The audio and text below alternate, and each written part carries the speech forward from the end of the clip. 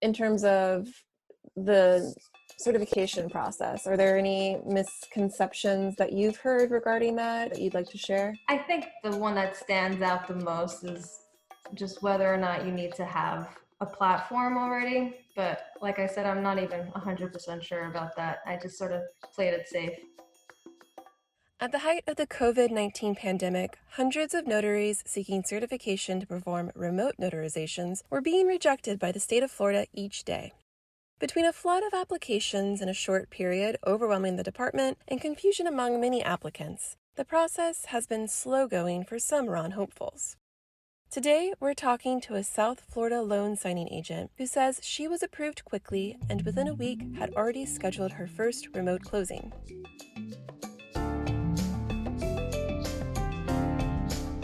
I'm your host, Amanda Farrell, and this is Title Talks. Based in Hollandale Beach, independent signing agent Sonesta Levy shares her experience of getting approved to do remote notarization and the process leading up to her first ever remote signing. She sat down to talk with me over a Zoom video call at the end of April. How are you doing? I'm good, surviving the pandemic. Thankfully, it's been going a lot better than I initially planned or thought it would turn out. There's a lot of hype about like the fear and everything, and thankfully, I haven't heard too much bad news. But I know that there have been bad news going around, so hopefully that'll be over with shortly. For 2 weeks, I sort of self-quarantined because I was feeling nervous that I was maybe spreading things around. I heard the statistic that may or may not be true. 60 or 70% of people my age can carry it but not have any symptoms. So I was like kind of freaking out, like I don't want to be spreading it around to anybody. So I did a 2-week quarantine and I'm feeling a lot more safe and I'm feeling a lot more confident that I won't be spreading around if I do happen to catch it, and then I also quarantine. So Well, thank you for taking time to talk to me about, you getting approval for Ron for online notarization. That's really cool. yeah, I'm excited. Congratulations on that. So are you just doing that now? Is there enough like business So for I just got my certification, my approval for Ron. Basically, when I reached out to you, I was very excited about that. yeah. My first Ron signing will be on Monday, so I've been sort of like cramming and trying to watch every tutorial video and get everything set up. I'm going to do a test one with a friend later today, so that I can have it all aligned and all in order by the time I have my actual Ron closing. I did speak to a friend of mine who told me that she did a Ron closing, and she told me that there was just a lot of issues with the connection. So Mm-hmm. hopefully I will have that experience. But we'll see.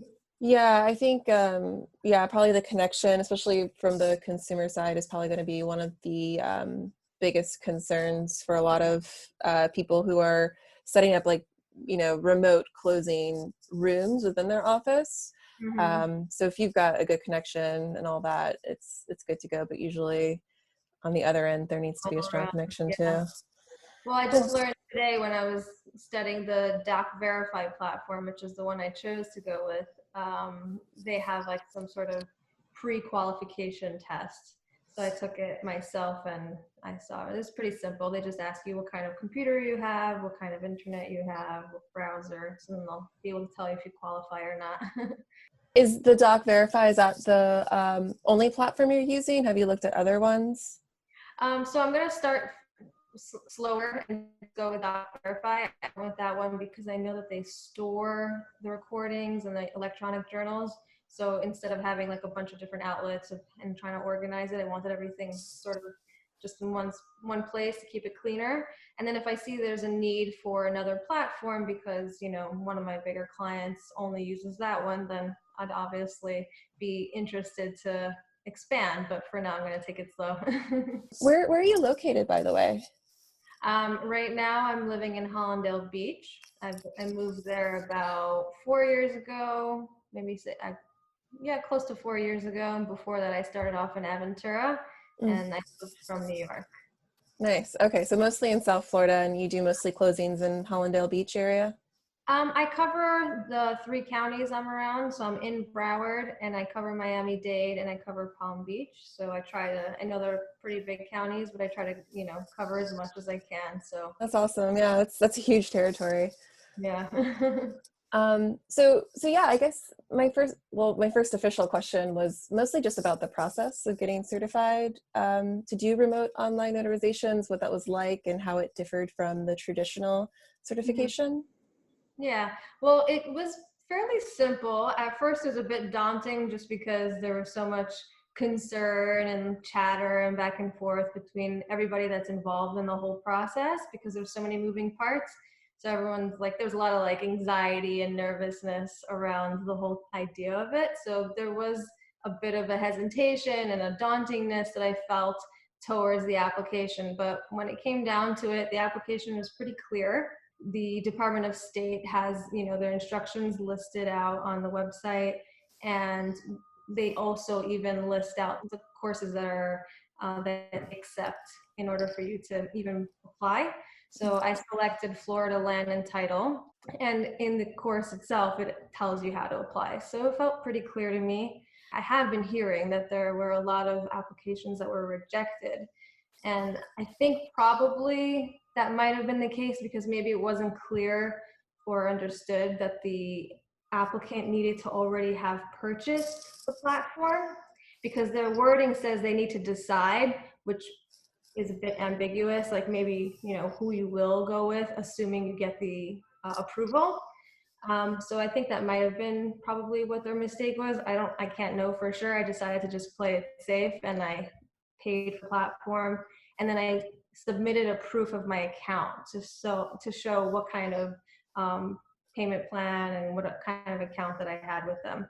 And Doc Verify is approved by Florida State. So And was there something on the application where you had to send in that information about the payment of the platform? no, it kind of just says to decide which platform. So I figured, okay, so how am I going to prove that I'm already signed up with them? So I went into my account on Doc Verify and I printed out a page that basically showed what I had signed up for.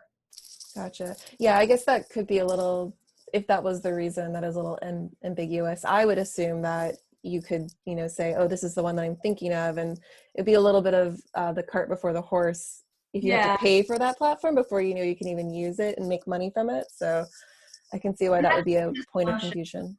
That's just an assumption on my end. I'm just assuming that perhaps maybe that's the reason why people are getting rejected, because everything else seems pretty clear to me except for that part. Because I was about to say, oh, well, I'm just going to go with this one.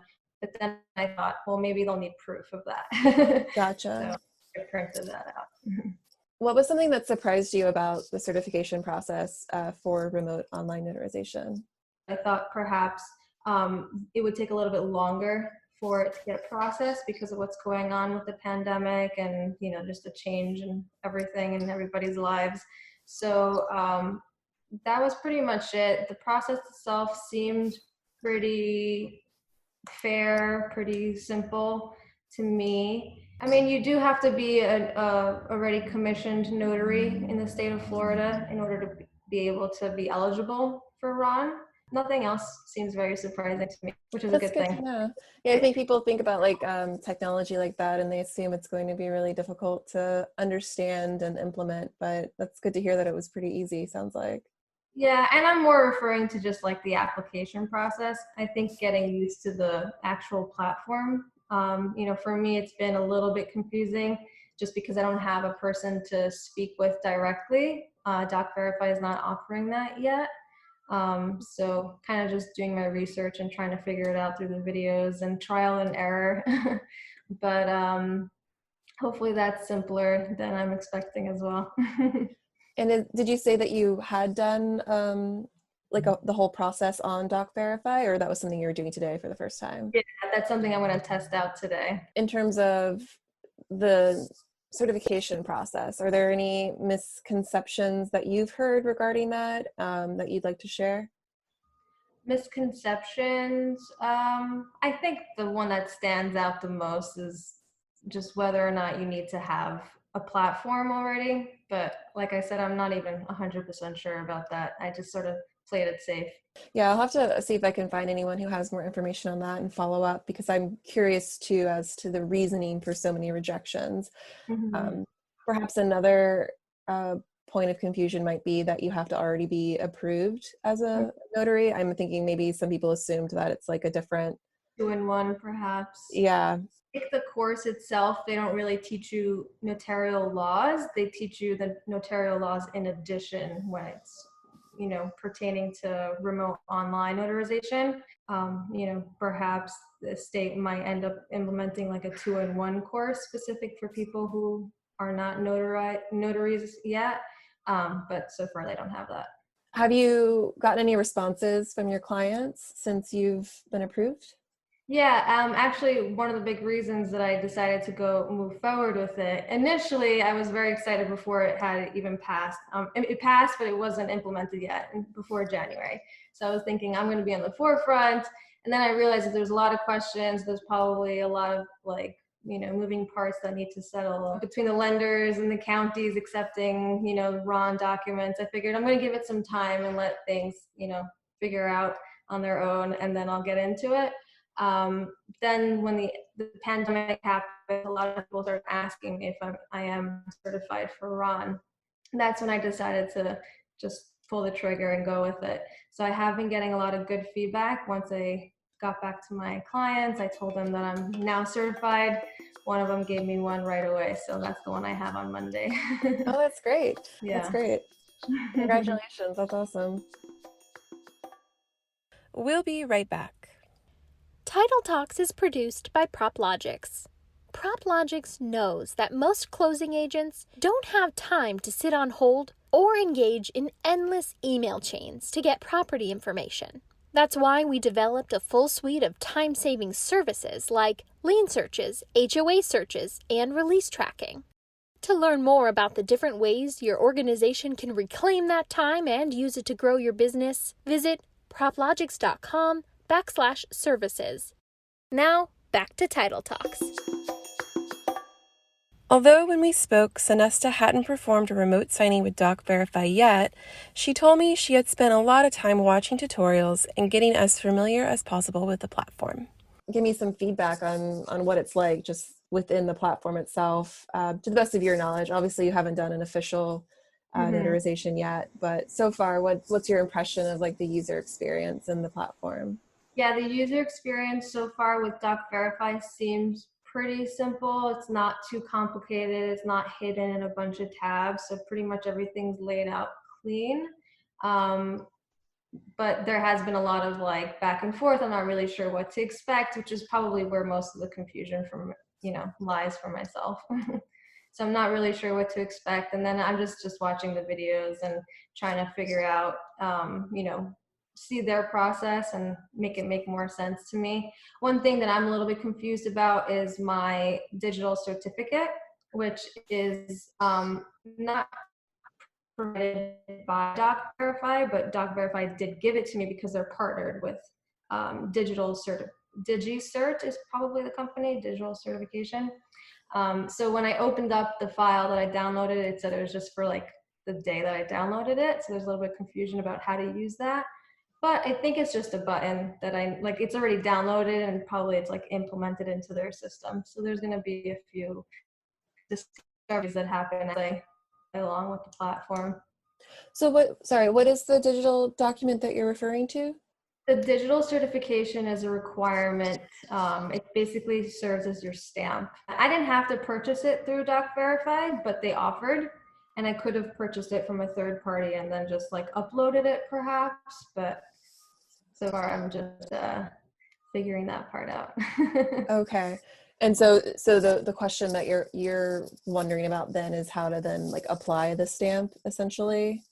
Yeah, just because when I opened up the file, because I was curious to see what it looked like, the detail said valid from 4/3 to 4/4, which is when I had initially downloaded it. So I'm not sure how that part's going to work out. I did send out my question to DocVerify, so I'm just waiting on a response. I don't know much about that technology and like the tamper proof technology that they're applying. I know that that's a part of it and a requirement of it with under the Florida RON laws, but you'd want these type of things to be very secure, which is one of the reasons why I'm so excited on, because there's a lot of pressure on our end to make sure that there's no fraud.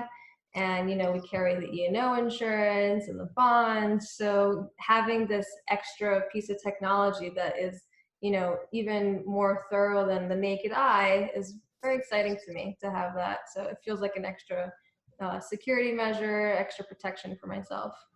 Can you talk a little bit more about that? Because I've gotten a little bit of a pushback from some notaries who disagree with the notion of, like, you know, when someone appears before you, it needs to be in person.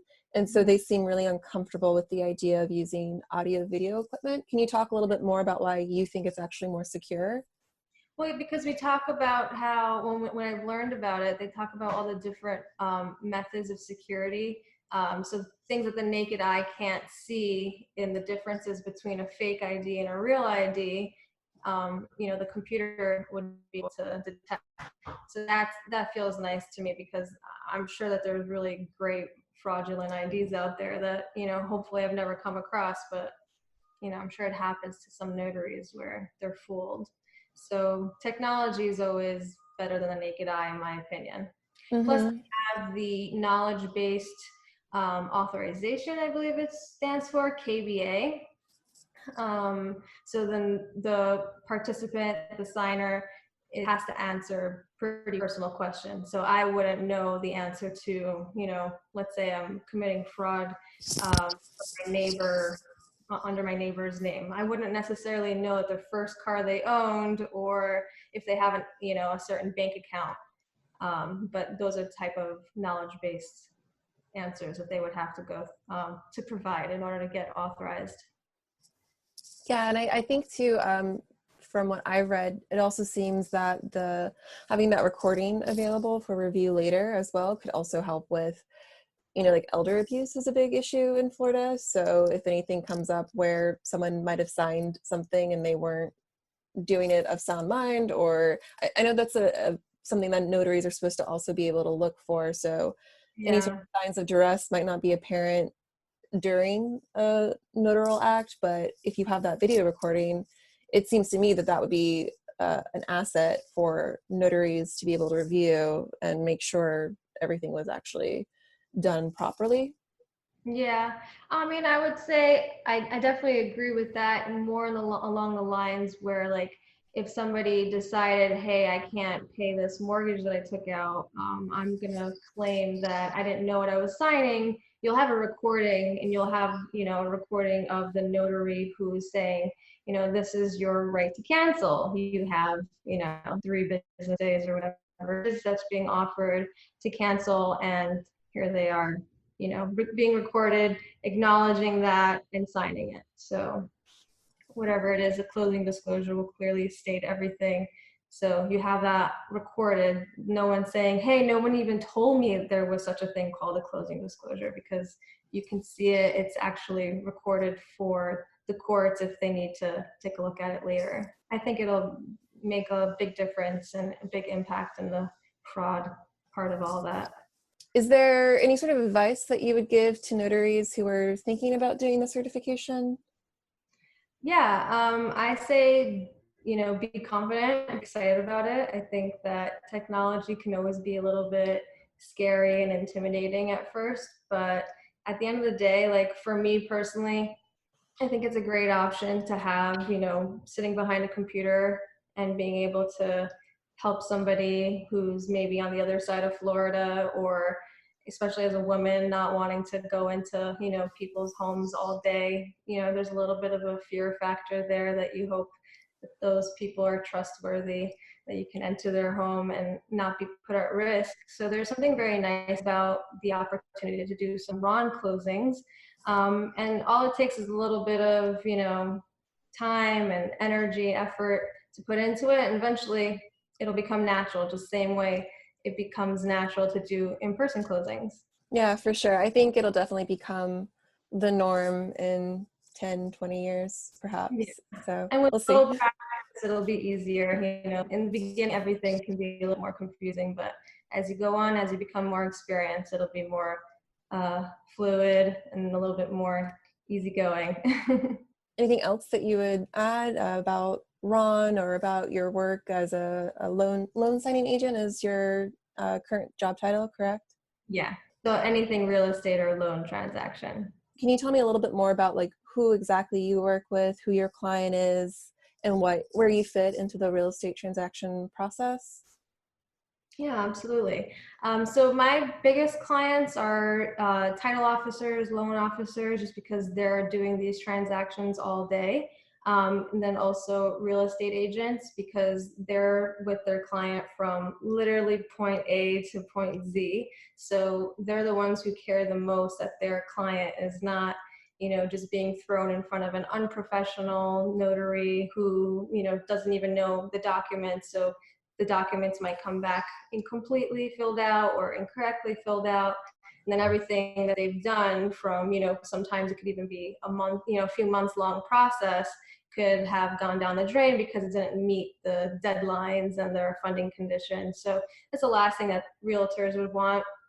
And then there's signing services that you can sign up with. I really appreciated having that because I wanted to get my experience before I can go in front of a title officer and tell them, like, I promise you'll never have any mistakes, because I didn't know that myself. Right. But, having a signing service, which basically, you sign up with them, they do the advertising for you, and they take their fee, obviously. So you have that opportunity to get your feet wet, get your experience. And a lot of them also have like instructions. So with the package, they'll say, make sure you double check, and the notice of right to cancel needs to have these things, and these documents need to have a witness. So it's a great way to get started. A good piece of advice for sure. There's a lot, like I said, I'm learning something new every day, and there's little bits that you learn from each person within the real estate transaction. Yeah, and there's so many different moving parts in the transaction. Yeah, it's insane. And I haven't bought a house yet or a condo or anything like that, but I feel really lucky to have gotten the opportunity to learn as much as I have. I can understand how homeowners get so overwhelmed in this process. It's a huge purchase, so it can be nerve-wracking because of that, and also because they're not familiar with these documents. They're not sure what they're authorizing or signing away. Yeah, I totally get that. Which is why I like to be part of that process, because I'm familiar with everything and I'm constantly adding to my knowledge base, so that way I can, properly explain things to them. I mean, I'm not allowed to explain, but I'm able to basically point out where it says on the document. And then I like to be kind and obviously not put them under pressure, give them the amount of time that they need to feel comfortable. So part of the notary's job is to make sure that they're not signing under duress and that they're completely understanding the documents that they're signing. That's great. It sounds like you really enjoy it, and I really appreciate you taking time to talk with me today. It was really an honor to be on here. Thank you so much. Well, you have a great day. Stay safe. Thank you. Same to you. Bye-bye. Take care. Sonesta reached out last week to tell me that she's had a few attempts at remote signings, but that the DocVerify platform has had some hiccups. She's hoping the company will offer better support for its users in the near future. She says she expected to have some technical troubles and that patience with new technology is always imperative. And a quick note for clarification on designating a vendor for Ron. On Florida's Department of State website under Authentications, Notaries, and Other Services, it does state that remote online notary publics are required to, quote, contract with the appropriate third-party vendors before applying. If you're interested in learning more about Ron's certification in Florida, head over to the Florida Department of State website at dos.myflorida.com. Title Talks is produced by myself, Amanda Farrell, and PropLogix. Original music is by Cole Sando. Graphics are by Jordan Norris. You can find us on Spotify, Apple Podcasts, Google Podcasts, and Stitcher. Until next time, I'm Amanda Farrell, and this is Title Talks.